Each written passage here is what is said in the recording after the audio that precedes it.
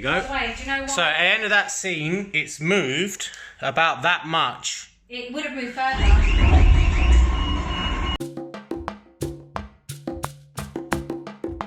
Okay, we're gonna replay this test with the REL T9x. We've got these tapes here for reference. Earlier on, they were kind of sitting near the feet, so we were wondering maybe they were getting in the way and actually stopping the sub from moving even more. We're gonna replay the wormhole scene from Interstellar. So let's go.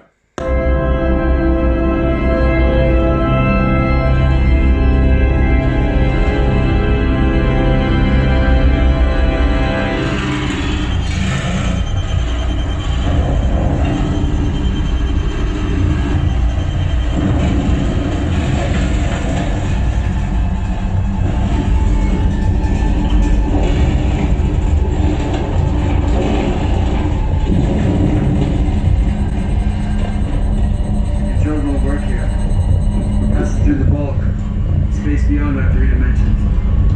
All you can do is record and observe.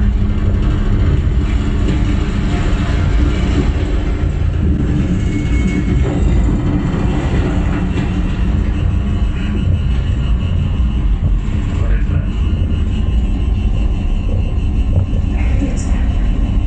It's foreign spacecraft. No!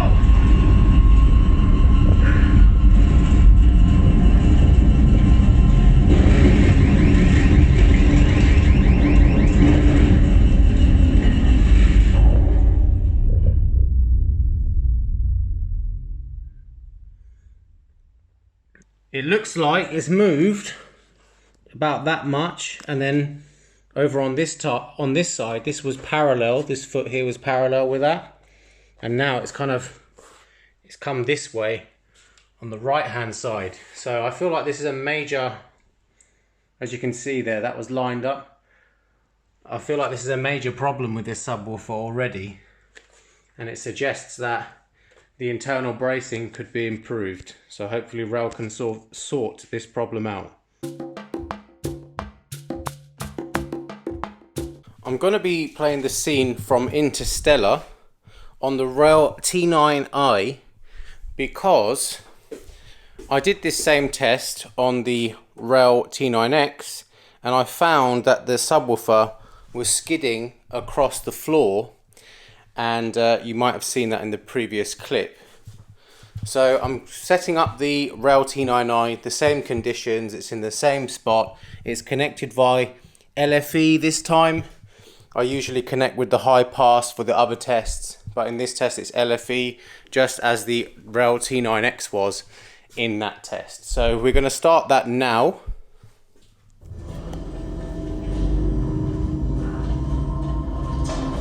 Solar system to our galaxy. Here we go.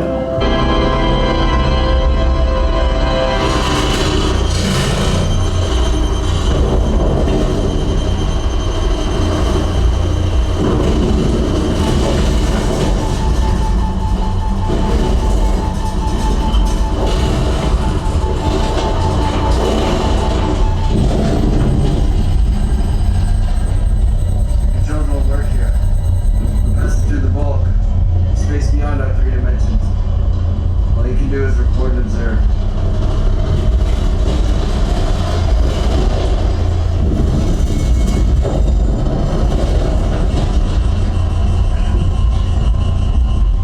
What is that? It's stored spacecraft. No! So yeah, it is definitely moving, just like the REL T9x was. So I've looked into this. REL say that because of the way their subs work, this can happen, and they advise sticking blue tack underneath the feet, which I think is a bit confusing to me. Their philosophy over how the sub's meant to work is they want to couple it with the room rather than decouple, and the blue tack is there to you know, is to help prevent that moving across the floor. And they say not to put it on a platform as well, because they want you to couple it with the room. So I'm going to do a test with that soon as well. Anyway, let's try the blue tack test and see if this stops the issue. Here is the REL T9i again. We have applied some white tack underneath, or blue tack, doesn't matter, black tack, yellow tack, red tack, purple tack. On this channel we are very inclusive. So yeah, let's replay that scene and see if it starts moving. And I imagine the same results would apply for the T9x too.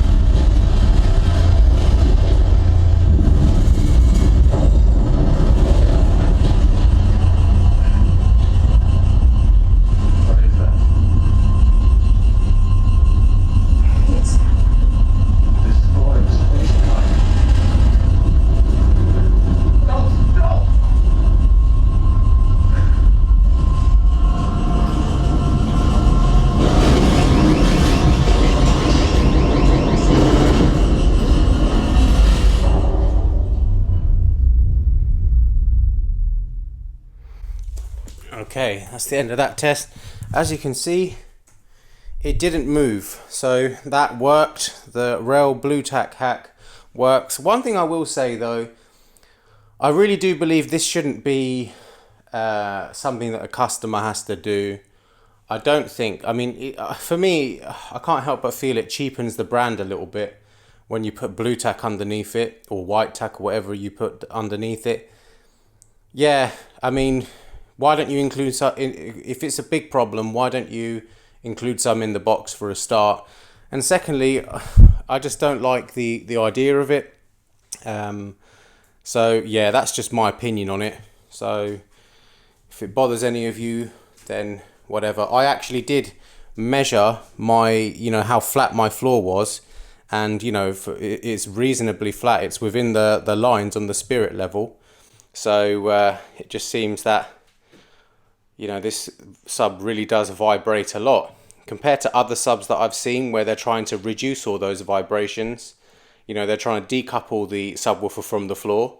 I don't understand why these T9s, the I and the T9X, I have another one over here. I don't understand why it's acceptable for these subs to do that. It seems to be part of REL's philosophy around the sound. I'm going to test it over the next few days, and I'm going to continue and try to discover what it is about these RELs that people hype up so much. So another test I thought I would do actually is I'm going to place, or I already have actually, a subwoofer isolator pad underneath, like a little platform. You can buy them. Best place I'd recommend is music, pro music websites like Gear 4 Music and Toman, that's how you pronounce it. I think it's toman.de. I think you can get some benefit out of these. REL, on the other hand, say that you shouldn't use these with their subwoofers, and they prefer the blue tack method, white tack method in my case. How racist. Anyway, yeah, we're going to replay this Interstellar test with the same settings. It's on LFE as well, and pretty much I'm listening at reference volumes. So this is as loud as I would go in movies. I could go a couple of, dB louder if I had people around or whatever, but this is about right, I would say. So let's replay this.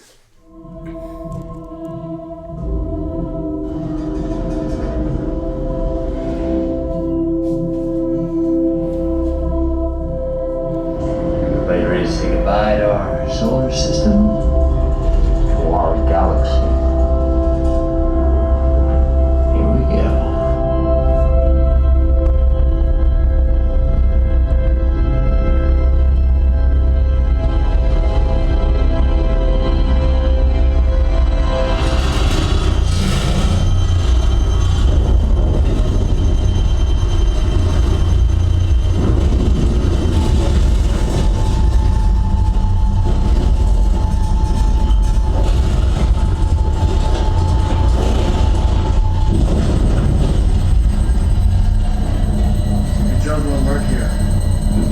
Through the bulk, space beyond our three dimensions. All you can do is record and observe.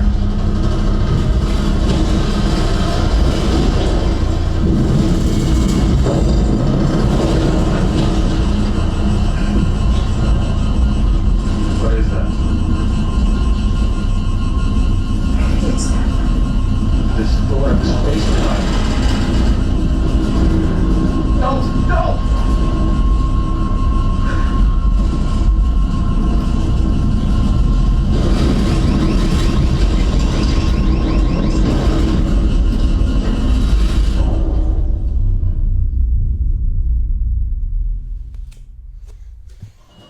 Okay, so that's that test over. I didn't really notice it move at all. I did notice the front of this pad, because there's a sponge underneath.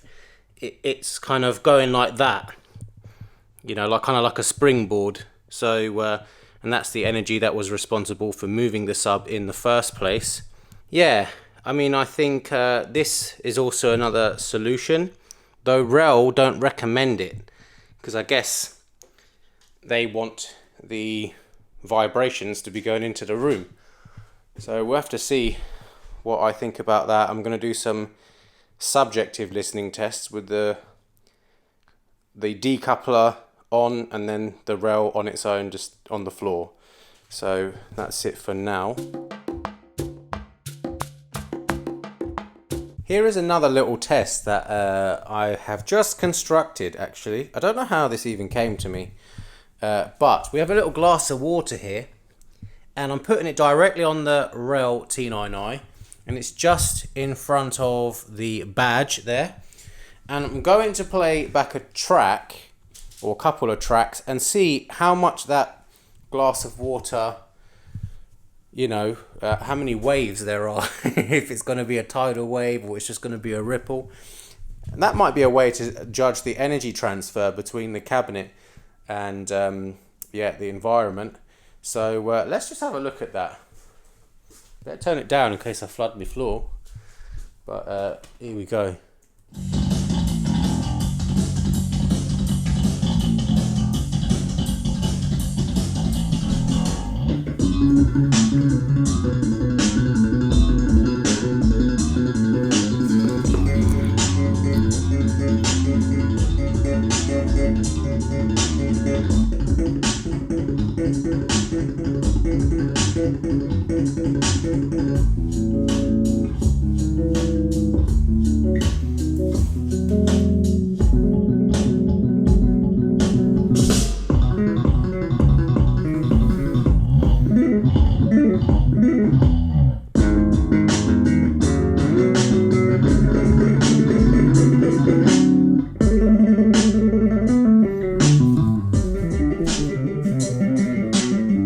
Yeah, so I can barely see anything, but on the camera you won't see it, but I can see, you see these little lights here, these little reflections or whatever they are, I can see them shimmering a bit. That's all I can see. Let me try a little bit more of a bass intensive song. Let's try something a bit more intensive. How about just a frequency sweep?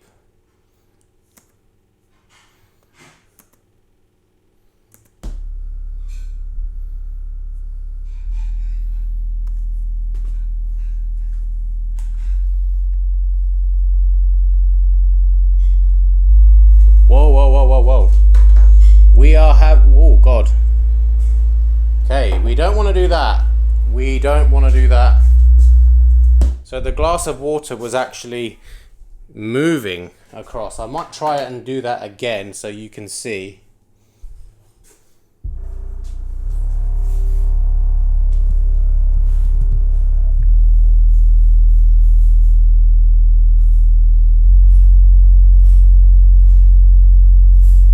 Yep, it's definitely moving.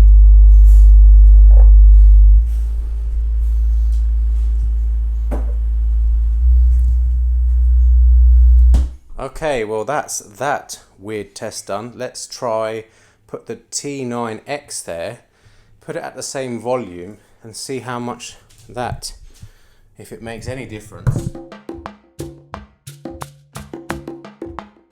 Okay, let's try the glass of water again. I'm going to run that frequency sweep. There we go. I've connected it via LFE so we get a full signal transfer. Let's give it a go.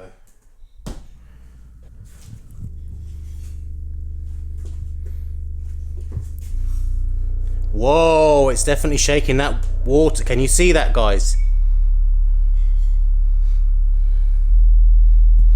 So the difference there was it was shaking the glass like that, like the glass was about to tip over. But it's still going walkies, as you can see.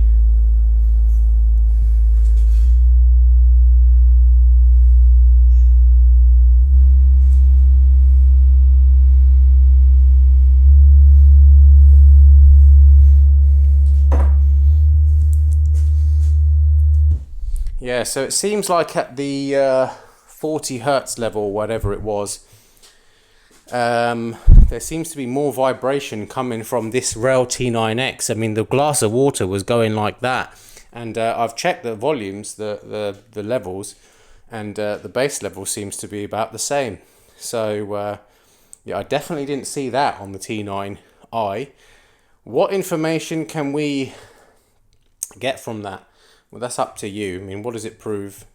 Not much, but it could mean something about the bracing, the energy transfer, whatever it is in these subwoofers that you want to know. Let's try the XTZ 1217 Edge, which should technically have more power than these RELs. So let's see how that fares with the same test.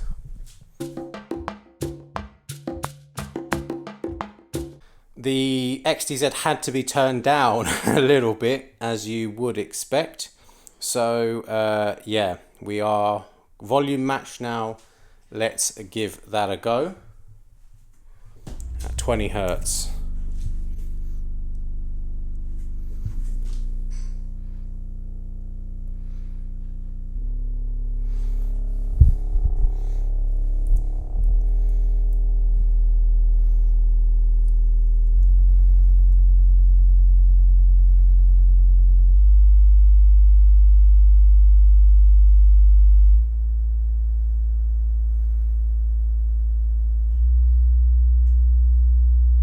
Yeah, that's not moving.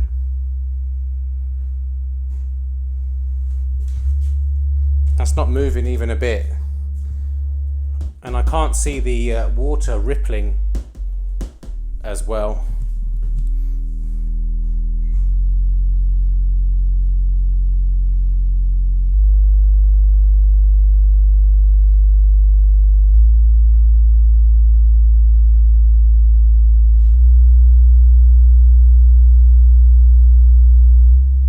Yep, that's not moving.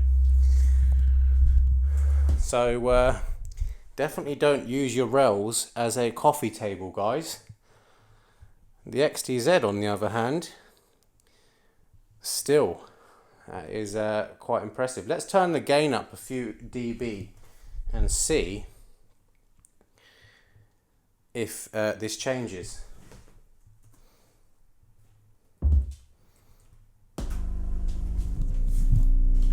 Okay, we're vibrating now. Okay, it is very loud though. Oh, it's going walkies. It's going walkies.